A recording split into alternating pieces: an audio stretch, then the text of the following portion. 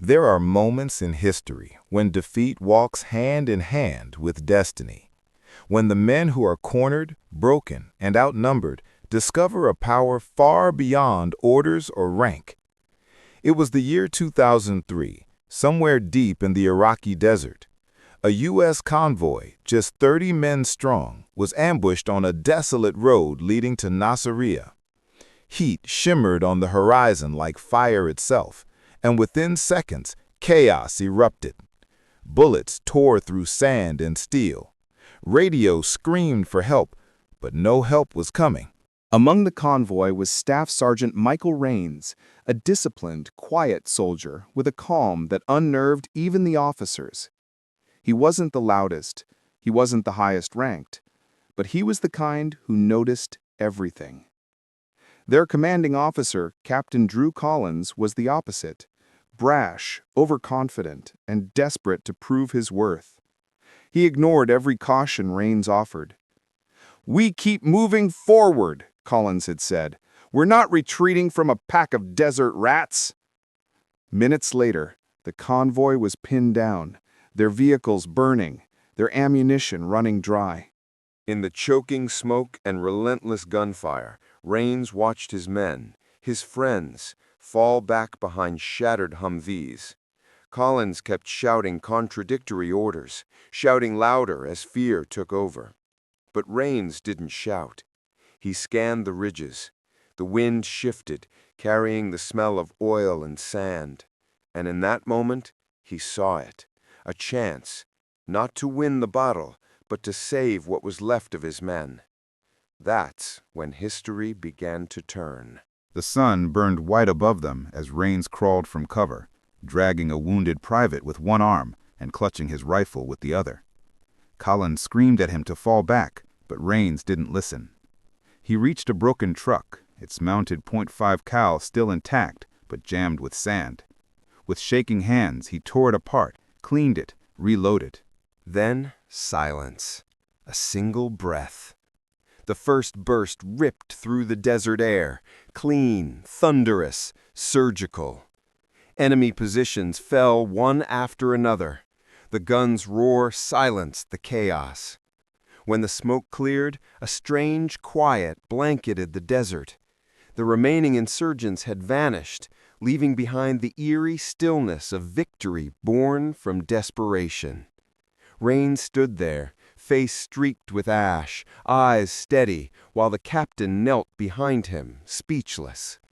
The man who had ignored every warning now stared at the one who had saved them all.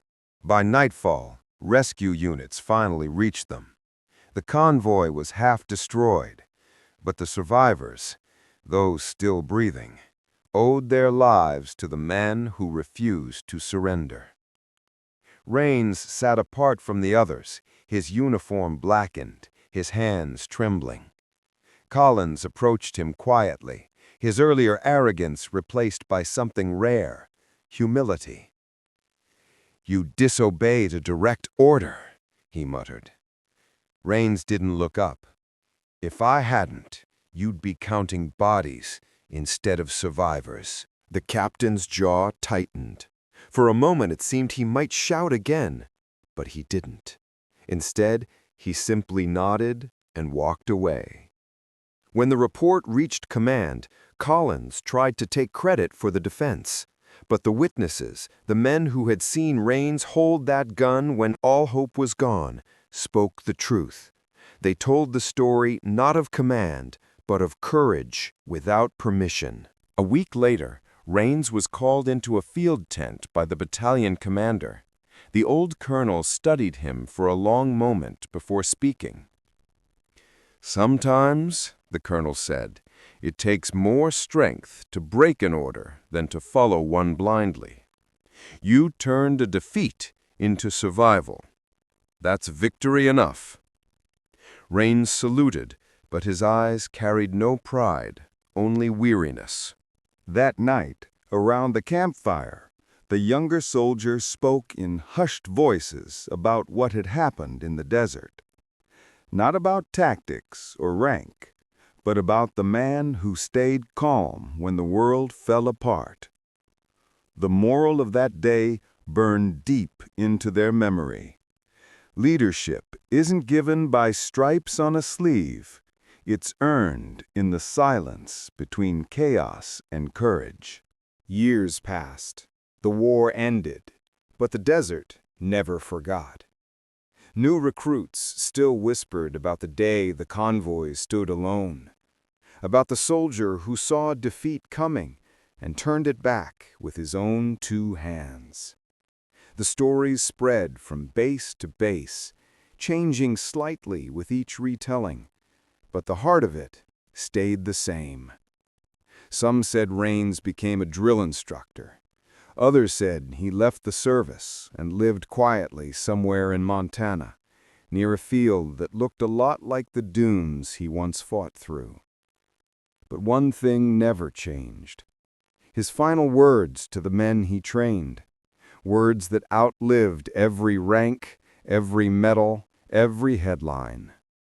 He told them, "When the noise rises and the world burns, remember, courage isn't shouting louder than fear. It's standing still long enough to do what must be done." Those words became a creed whispered in the barracks, scribbled on helmets, carried into battle by men who had never met him, but who knew his story. And in the halls of the 3rd Infantry Division, there's a photo of a half-destroyed Humvee with a simple line beneath it: "Chaos in the desert, victory by courage."